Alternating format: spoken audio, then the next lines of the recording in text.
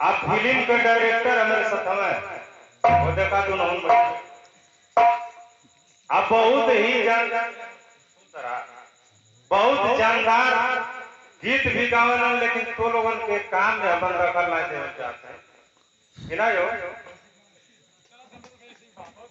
तो आवा एक लाइन सुना दे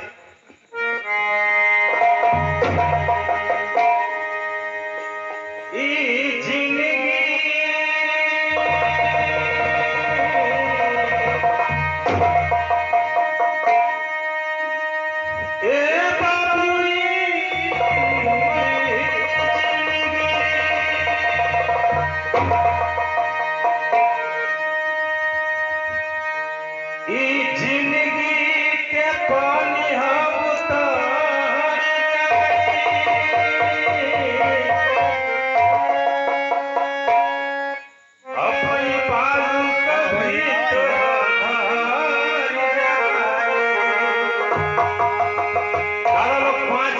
बात करत है जिंदगी का पानी है उतर जाइए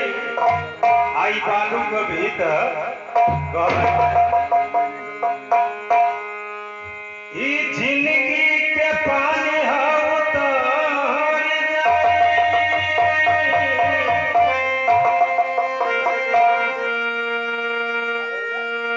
अब ये बालू के भीतर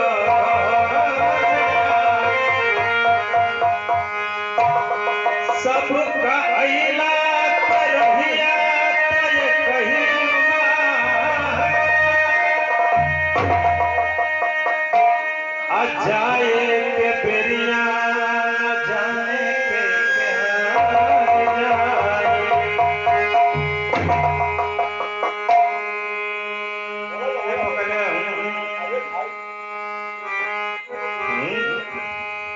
जाए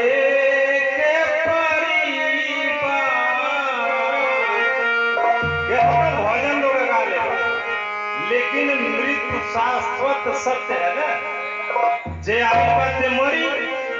जा घाटे जा ठोकर अच्छा कब्रिस्तान में जा अच्छा दवा आज बात बड़ा पुरान संगतिया हुआ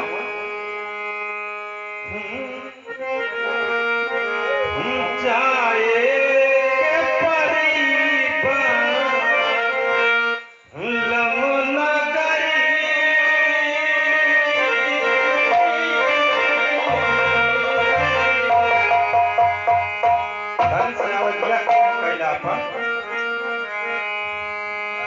जाए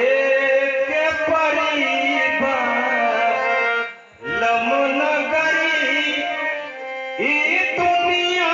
बड़ा बोरंगी अचोला बदलत सतरंगी